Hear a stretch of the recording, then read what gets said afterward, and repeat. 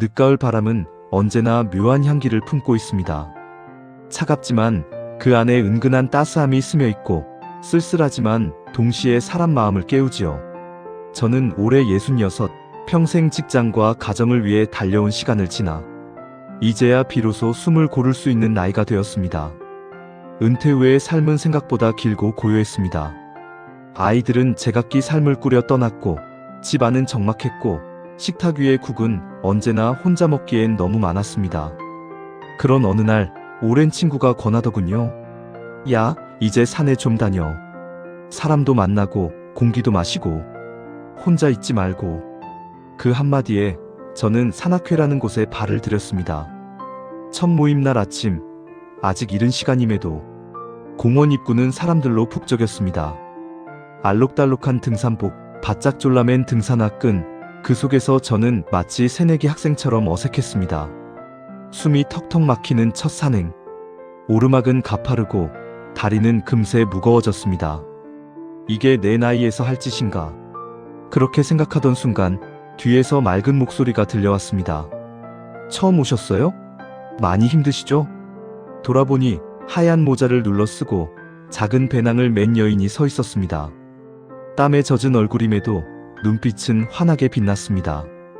물 좀 드실래요? 그녀가 내민 작은 물병.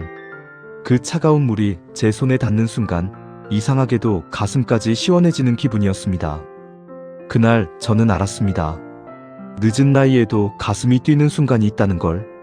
그리고 그 순간이 제 인생의 또 다른 시작이 될 거라는 걸요. 그녀와 함께 산길을 오르며 처음에는 서로 조심스러웠습니다.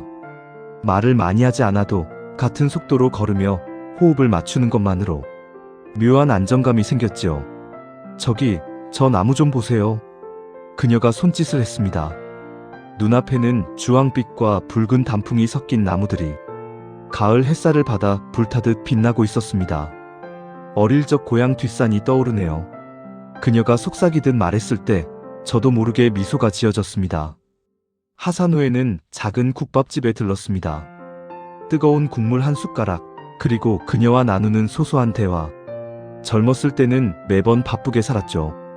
이제야 이렇게 여유를 느낄 수 있다니. 그녀가 말하던 그 눈빛은 따뜻했고 오랜 외로움을 달래주는 듯 했습니다. 산악회에서 만나는 다른 회원들과도 친해지면서 그녀와는 자주 같이 걷는 습관이 생겼습니다.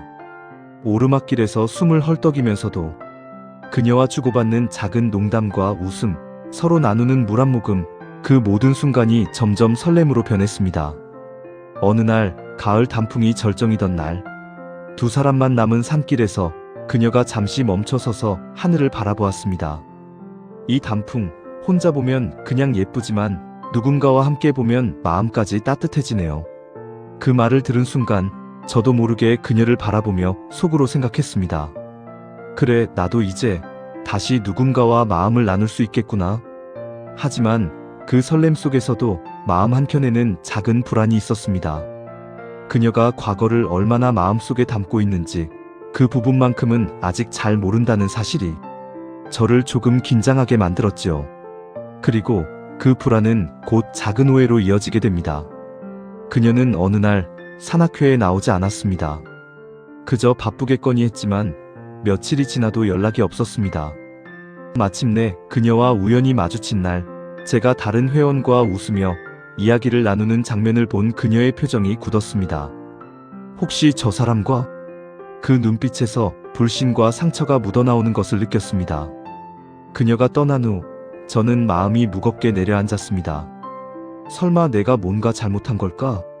그녀의 과거 상처와 제 행동이 맞물려 작은 오해가 이렇게 큰 벽이 될 줄은 몰랐습니다. 그날 밤 집으로 돌아와 차를 홀로 마시며 생각했습니다. 은퇴 후의 삶, 고독한 나날 속에서 다시 설렘을 느낀 만큼 그 설렘이 상처로 변할 수도 있다는 사실이 저를 더 조심스럽게 만들었습니다. 그녀가 며칠 동안 산악회에 나타나지 않자 저는 다시 혼자가 된 느낌을 받았습니다. 산길에서 웃으며 걸었던 순간 국밥집에서 나눈 소소한 대화, 모든 게 그리워지고 아련했습니다. 집 안은 여전히 적막했고 창밖으로 스치는 바람 소리가 더 크게 느껴졌습니다. 혹시 이제 끝인가? 혼자 중얼거리며 그동안 함께한 시간들을 하나하나 떠올렸습니다. 그때 깨달았습니다. 노후의 사랑은 단순히 즐거움만이 아니라 서로의 상처와 외로움을 마주하고 견뎌야 하는 시간이라는 걸요. 며칠 뒤 저는 용기를 냈습니다.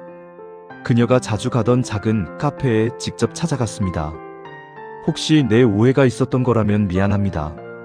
조심스럽게 말을 건네자 그녀는 잠시 눈을 떨구며 조용히 말했습니다.